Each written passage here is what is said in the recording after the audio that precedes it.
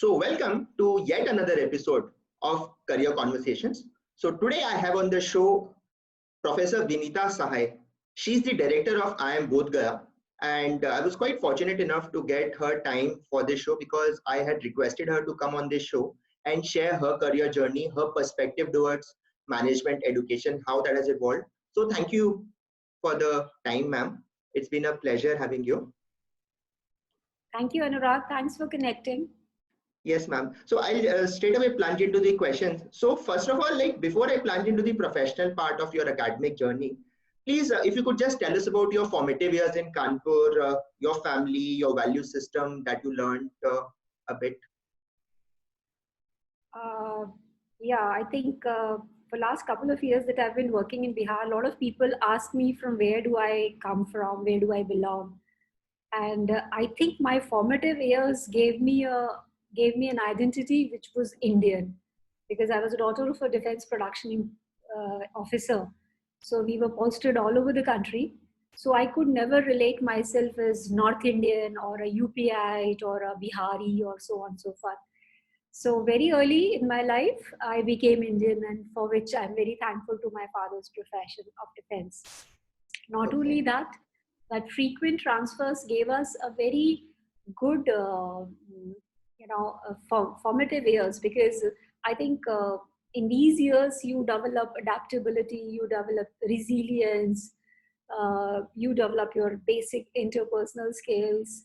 So I think those were lovely years. Every 2-3 years we would get to a new city, to a new home, and luckily, yes, Kanpur had 5 ordnance factories, so a very sizable portion of my school time I had spent in Kanpur, what used to be known as Manchester of India, one of the most heavily industrialized town of the country.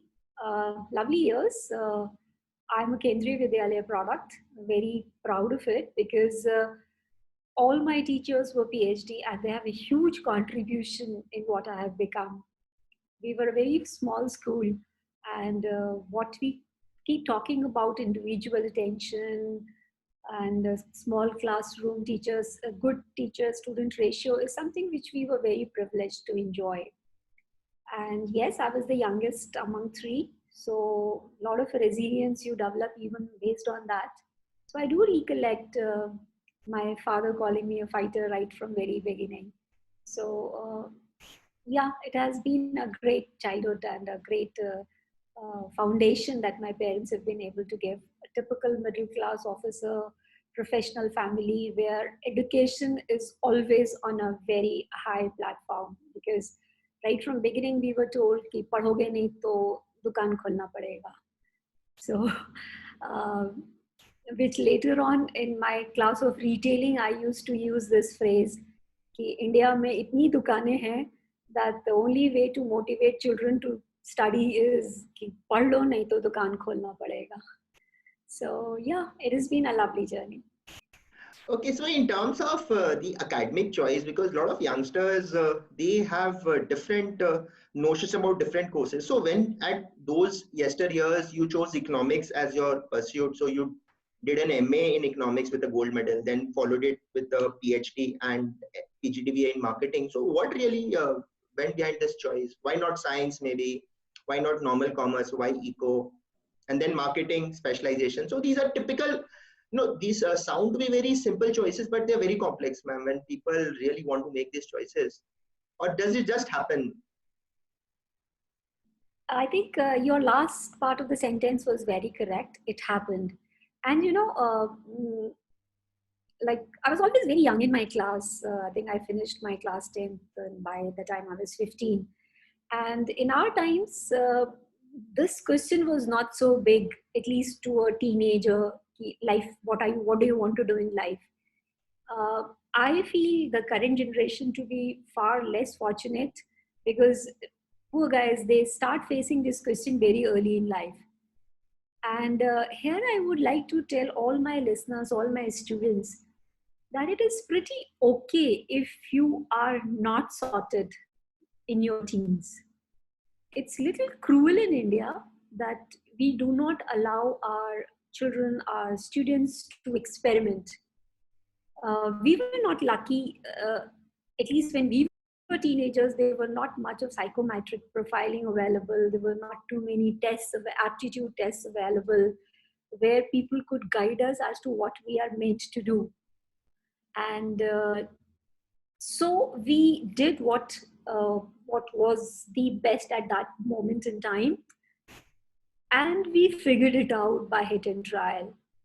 But I think over years we've become very, very demanding on our children, on our students, where we keep harping student in class 12 that what do you wish to do? You should be sorted. All your friends are sorted.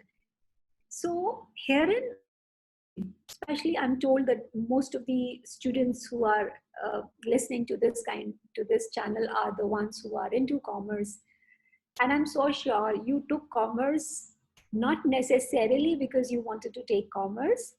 It's just that you were pretty clear that you were not meant for science. And in India, still humanities, well, I thought differently when I was in NCR, but now that I live in Bihar, I do know that humanities is not something which sheer peer pressure, people don't take it up because it is not a cool thing to do in your parlance. So, yes, the students in commerce, they are the ones who are bright, don't want to take any other which way, but yet are very clear that they don't want to do uh, science and physics and chemistry. And it's pretty okay to be like that because management education, like many of you may aspire for management education. It's good that you're doing your graduation. It's good you're doing any foundation level graduation course. And then possibly you will get into management education. And management education is like starting afresh because we have all kinds of disciplines. You have HR, you have IT, you have operations, you have marketing, you have finance. So, and each requires a very, very different level of intelligence. Now that people are aware of frameworks like multiple intelligences by Dr. Howard Gardner, there are people, professionals available who are able to guide you as to what your major talent is, what your major skill set is, what your major intelligence is. So good that in the first year of MBA, we expose the students across all disciplines. So that allows them to have a feel of all these subjects, of all these streams. And then they have this freedom to choose what they wish to specialize in, which is very beautiful because there are students who would be extremely good with numbers and quantitatives. They can very well be in quantitative based disciplines like operations and finance, but there would be some who would be very good with people. So they would do phenomenally well in HR or softer skills based domains. There are people who are born salesperson, so the marketing is very good for them. So MBA is that way a very open kind of a course, especially a 2-year MBA, where first year you are allowed to experiment with all the disciplines, and second year you can make your choice as to what resonates with you. And as long as you are in graduation, please enjoy. Commerce in any case is a very happening discipline because it's a direct pickup from life. You see what's going on all around you. It's all about economy. It's all about commerce. It's all about industry, and which is what you study. So you are actually very well placed, and sky's the limit. I think today that you decide, um, you have best of the opportunities available these days, and commerce, or for that matter, degrees like BA, LLB, and CA, they are very, very useful undergrad degrees, as I feel. Of course, which also lead to a full-fledged profession, but it also leads to a good post-graduation like management or any other which you choose to do. So it's wide open for you. So, ma'am, when you've taught at a vast area of colleges, marketing, ICFI, Amity, School of Inspired Leadership, IMT Ghaziabad, IIM Raipur. now IIM Bodh Gaya. So how has marketing in the classroom evolved over the years? So I remember like in our IIM Ahmedabad days, there was this case study of Britannia Kha World Cup Java. You used to just scratch it on that thing. And now you've got digital marketing and neuro consumer behavior. So how has been that transition for you as a teacher over these years? Yeah, you're very correct. The marketing which I taught, I think the earliest, if I recollect, is early 90s or maybe earlier than that. Marketing has changed a lot. Though in Indian context, if you have not read Kotler, you don't feel that you've done an MBA. So the Kotler still remains to be the Bible.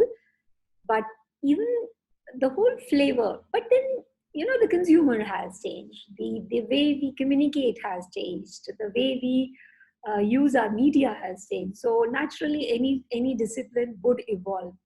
So if I really wish to reach out to a 16-year-old today, I won't find him any other way or any other medium other than internet. So naturally, if I have to reach out to a 16-year-old, I have to be there on internet, which is why digital marketing has become so big. And of course, heavily accelerated by COVID. I think this COVID has really made the entire world very, very digital friendly overnight. And this is going to change the way people would interact with technology, or the companies would interact with consumers in a very big way. And this for sure is not a short haul. Like, other day I was discussing, luckily we have as our founder, one of the biggest cosmetic giant like Nykaa, CEO is my board member. So I was discussing it with her that, do you think in this lockdown, the sale of cosmetics have gone down, that people are not going out? And we were kind of discussing that what are the kind of product categories which are getting impacted by COVID. And very beautiful insights came into discussion that even while people are at home, somehow cosmetics is still what we call it as a low value luxury indulgence. So if people cannot go for European holidays, cannot go for cruises, cannot go for any other luxury product, at least you feel good about painting your nails or coloring your hair sitting at home. So she was mentioning that there are few product categories where the sales have gone through the roof, like hair color and the nail paints and all this. And interestingly, I was also reading another report that when the market opened up in Wuhan in China, people thronged the cosmetic stores. So both ways, that while they're in-house, the behaviors are changing. And at the same time, who knows, humans also have resilience, that people may bounce back to their pre-COVID times. But for sure, even this COVID episode is going to change humanity a lot, going to change marketing a lot. I see huge upsurge in e-commerce. I see huge upsurge in affiliate marketing. I see huge upsurge in influencer-based marketing tactics and strategies. So these are some few more, going forward, these are going to be the changes. So YouTubers and all these influencers are now taking up the biggest budgets in any marketing company. So yep, over the years, things have changed. But having said it, the philosophy still remains the same. I still love the definition of Peter Drucker that marketing is an act, if done so properly, makes selling superfluous. It is still about identifying the needs of the consumers and servicing them meaningfully. It is still about communicating. Yes, the methods to communicate may change over time. That for sure. Absolutely amazing. And I would just wanted to add, like, there's a lipstick thing that lipsticks sales have never been up or down across recessions or boom. But this is the first time that because of mass, because there is no incentive to apply lipstick, people are going to have their masks on. Okay. So maybe for the first time in the history of humanity, the sale of lipsticks is going to go down. Plus aspect like the rich will not want to wear 20 rupees mask. So they might have a Gucci or a Louis Philippe kind of a mask which is costing 20,000 rupees, because masks are a part of life for the next 6 months probably. So a lot of things are Yeah, going to probably happen. So ma'am, in the it's next going to question, be huh? a status symbol. Huh? Sorry? Masks are going to be the new status symbol.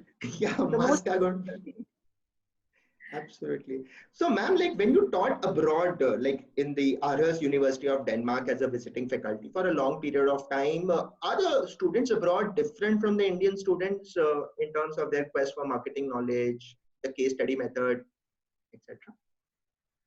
See, when you teach in a very different culture, it's a huge learning it was a huge learning for me as a teacher. If I list down the learnings from my Denmark experience, uh, they are immense. First, of course, one is technology and platform based. So we were using platforms like blackboards and online exams even a decade earlier. So I remember even 10 years ago, all my exams were digital or were online. So this thing which is now happening in India is not new if you have been teaching abroad. I think you know that Denmark is one of the happiest country in the world. So visiting that country for 9 years has been a huge eye opener. I actually started noticing why people remain happy and what is the crux of it. That led to my own individual interest in happiness. And after that, I've been a long journey of doing happiness courses, right from Tel Ben Shah to this whole personal journey as well. A couple of more things I learned. Denmark has one of the highest taxation in the world, and still people very happily give it. So I learned very basic feeling and understanding about patriotism from them. What it is to be like to love the country, what it is to be like to love your culture, to love everything that defines you.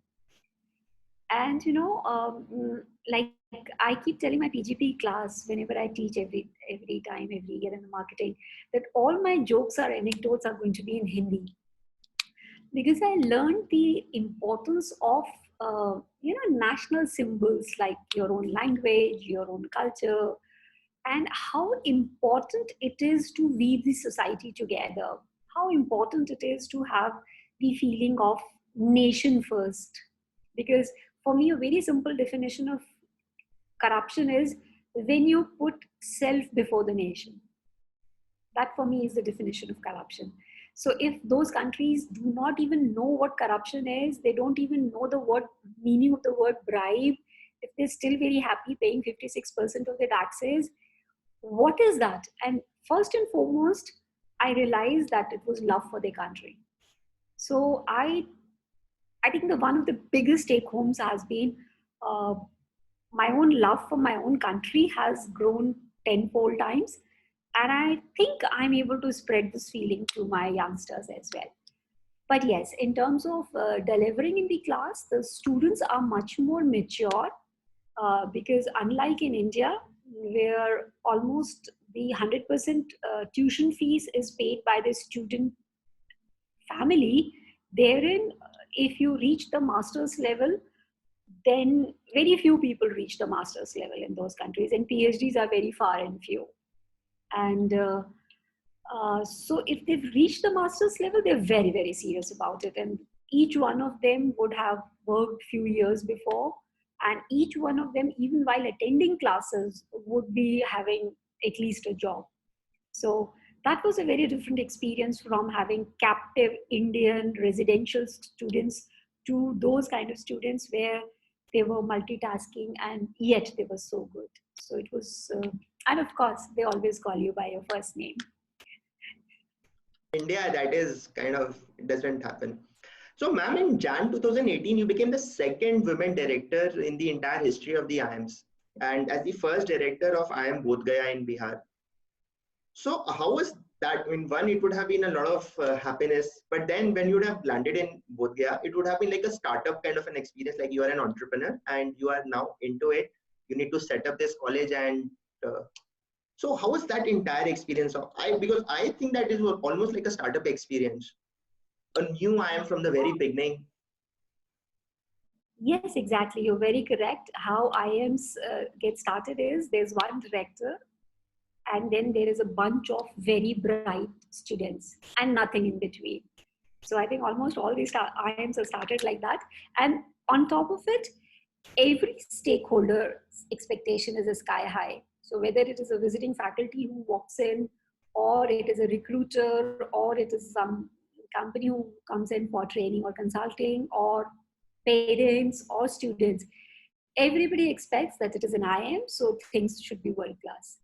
And if I don't like to quote these things as to till how long we did not even had, like I think we were fourth year into existence and I was the lone employee of the organization. So that just sums up that how difficult it can be in terms of journey, and especially in this part of the country where there are land issues, there are settling issues in terms of infrastructure. Yes, it is almost like a startup. Only thing is, with an added grace of having a sky high expectation from every stakeholder. But still, the biggest the motivation or inspiration is the brand itself. See, when we take up postings like these, I think we decide for ourselves that, yeah, those 5-acre houses to 1,000 square feet small cubicle flat, from best of the facilities to an absolutely city where even basic necessities are not being met. So we all come up with that kind of, we sign up on all these things. And we always take these tenures as, I don't want to sound very cliche because it's too big a word, but these are humble ways in which we can contribute to brand IIM.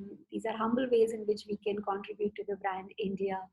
Because I do recollect I was lucky enough that way back in 1985, I think I went, it was still West Germany and East Germany. And or in the streets of Paris, they used to look down at us and say, "Oh, you brown Asian." And today, when we go abroad, when we go to developed world, they always will have this feeling, "Oh, you bright Indian professor." So this journey from you brown Asian to a bright Indian professor, there are, I'm not saying the other brands have not contributed, but there have been two major contributions coming from two major brands, which is IIT and IIM. So all said and done, India has created these two very strong brands, and to be a part of that legacy itself is one of the biggest motivation. Every step that we take, every action that we take, we are always very mindful that we have to live up to that legacy. We have to live up to that brand. We have to live up to that promise to every stakeholder. So that strives us, that helps us in striving our best. But having said it, yes, being in a new geography in an area where there is not much of industry and commerce, and it's challenging, but that's worth it. Yeah, and the students were just amazing. When I had visited there in 2018, their sheer excitement of having people visit their campus, they wanted to learn. I mean, that was so nice that I still recollect. So I was just, one of the students volunteered to drop me on his bike to the railway station, because somehow it was very, so because they said, "Sir, you've come all the way from Calcutta to mentor us. Why can't I drive some 20-30 kilometers? I'll do that." And I still remember that thing. Students are like just amazing in IIM Bodh Gaya as well. I think that's a culture we are able to build up in a startup kind of a thing, where everybody pitches in, fully understanding that yeah, there can be constraints. So it's like the beautiful feeling of being in it together and still trying to live up to the brand. So, ma'am, coming to the larger questions in terms of management education, since you've seen it over the decades, so the media kind of paints a B school as literally a placement factory. So you tell them a college name, and the youngster is made to believe that to go look up at their placement report, look at the median CTC, the average placement, the recruiters, and that's it. But to my mind, B school is much more than just giving you placements. They give you a knowledge for life, probably. So why is this kind of a thing there, and maybe your views on that? I think everybody has their own share of blame in this whole thing as to why we landed up equating a B school with a placement agency. But yes, that is today a reality. I do recollect speaking to all my fellow directors and deans, and we all feel that this is a typical chicken and egg story. What comes first? The learning comes first or the job comes first? Should we focus on learning or should we focus on job? Because end of the day, especially in a new school like ours, there's always a limited bandwidth available. And where do we put that bandwidth is a very critical question. But having said it, I don't blame the youngsters because in India, CAT is not selection, CAT is more of an elimination. So if a student has been, if a student has made it, definitely it is not just the student, but the aspirations of the whole family, of the whole ecosystem, which is, unhinging on him. So for them to feel that what is the ROI, because ROI is not just in terms of money, ROI is also in terms of hours and years that he has spent together to be there. It's only, I think, later on in their journey, they do recognize that it's the IIMs not just gave them the job, but also that learning. Because like you being a pass out of IIM but today would recognize the contribution the professors made in your life.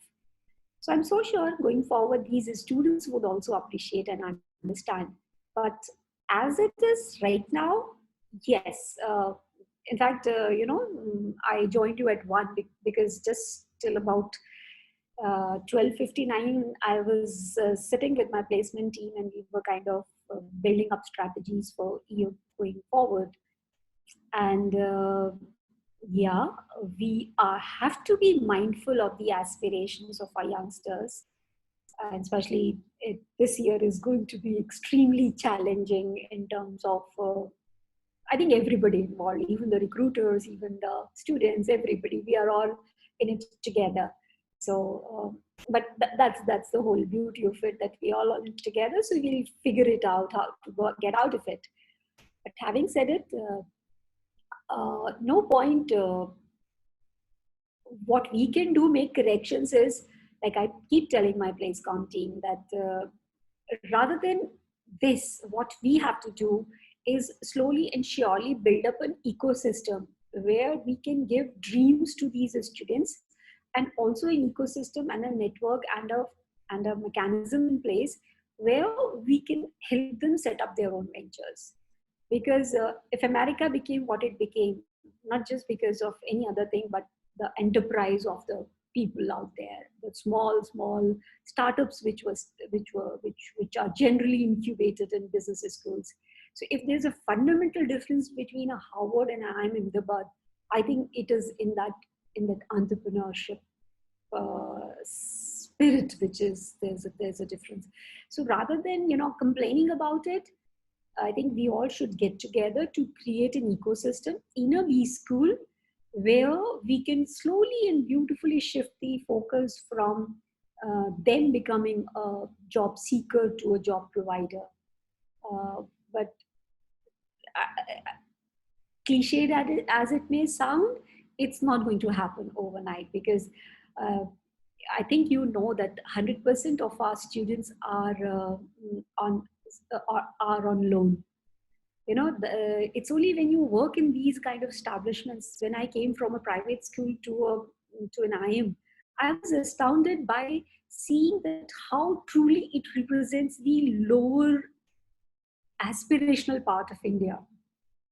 Almost all our students have taken loans, which, just because of the fact that we are an institute of national importance, all the leading institutions, all the leading banks, they give them collateral free, very attractive loans. So, which of course can also have a moratorium periods, and they also have very, very soft loans. So in a way, these students can self-educate themselves. But still EMIs are always on their head when they are dreaming. So how do we ensure that while we are equipping them technically to start a venture, how do we emotionally make them more secure? How do we emotionally make them more enterprising? Is a challenge which in a B school we have to develop, which somehow in American business schools they've been able to develop, and which is where I feel that a lot of people should come together. And of course, government is doing their own bit. There are so many incubation centers and entrepreneurship cells which are being very nicely supported by so many government schemes. I think VCs and private equity, everybody should look forward to campuses like ours, where they can give wings to the dreams of our students. And that would be the best for the economy, that would be the best for the country, because these students are diligent students. Uh, they've been best of the lot, that's why they're there.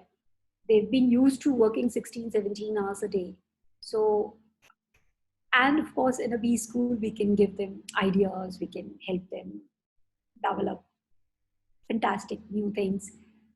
But the courage and the support uh, either has to come from the ecosystem, from families, from society at large. No, absolutely, ma'am. I completely recollect the days at IIM Ahmedabad where when I had gone there, I had this blog called cajobportal.com, which was just like a listing of the jobs. It was professors there, like Professor Arvind Sai, Sunil Sharma, who exhorted me that now you need to scale this into a commercial venture. And hey, this is how you go about doing this. So in a B school, there are so many people that you talk to, and every professor is willing to spend time with you, sitting with you on a piece of paper, saying, hey, these are your strengths, your weaknesses. Yeah, I completely resonate with the fact that this can be quite a thing. So, ma'am, like since you work so long, your students, as you said, 16, 18 hours, and you are almost would be always there. What is your formula for unwinding to rejuvenate yourself for the next day? And your formula for fitness, maybe yoga or meditation. You are in the land of Bodh Gaya, the Lord Buddha. And Yeah, my biggest dream right now is to set up a mindfulness center in my campus. Because you rightly said that we are in the land of enlightenment. There is something in this geography. It's not by chance that the three of the most contemplative religions have emanated from this geography. So, and I have, as we say, that a lot of pride have started taking in things which are our own. I've learned it. So, right now, this land is ours, this land is mine. The wealth of this place is something which is being treasured across the globe. Uh, it is a product, it is a service, it is something which is needed badly in corporate world, uh, stressed out executives. So how do I make it happen is my current dream, I would say. Currently I must admit, I'm not able to do much in this regard. I'm looking forward to some team members, some like-minded people who can help me transverse this journey. But I see huge potential, huge need. I'm a marketing prof, so I see it's a need which we are in the right space to deliver. So that's something which is, and again, I don't want to sound cliched, but I just love when Abdul Kalam said that dreams are something which do not allow you to sleep. So I think that keeps me going.